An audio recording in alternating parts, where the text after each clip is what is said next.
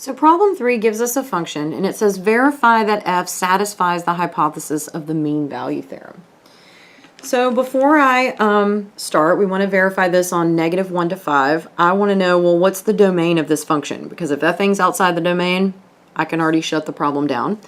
So this is a polynomial, so the domain is all real numbers. Well, polynomials are functions, and they're also continuous everywhere on their domain. So f is a function.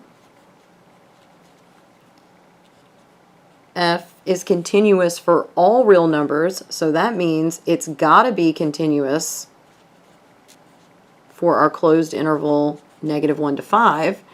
And f is differentiable everywhere, so that means f is differentiable on our open interval.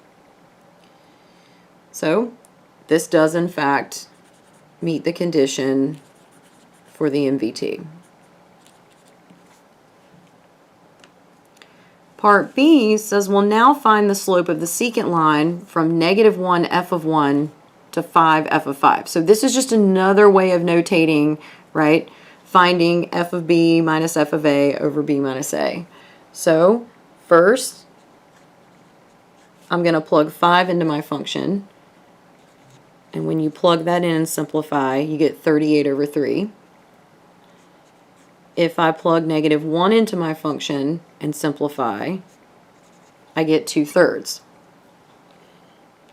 So f of 5 minus f of -1 over 5 minus -1 is going to give me 38 over 3 minus 2/3 all over 6.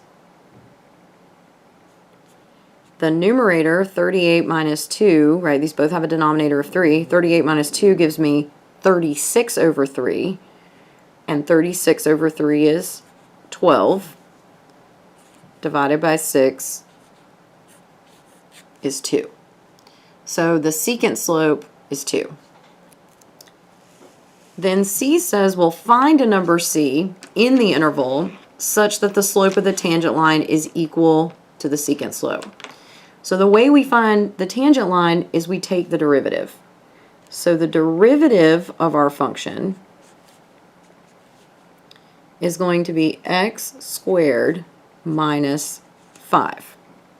So now I want to figure out where x squared minus 5 equals 2. So I'm setting the tangent slope equal to the secant slope I found in the previous part.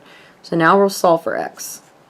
So x squared equals 7, and x is plus or minus the square root of 7.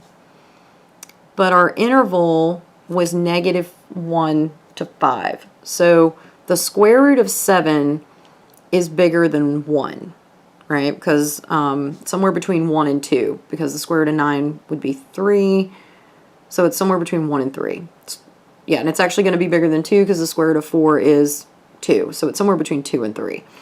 So that means the negative, it's going to be -2 point something. So the -1 is outside of our desired range. So C, in this case, is going to be positive square root of 7, the positive case. And that is between -1 and 5. So you always want to verify if you can calculate C, you always want to make sure that it is in fact in your interval. And we want to make a note here that this step in the process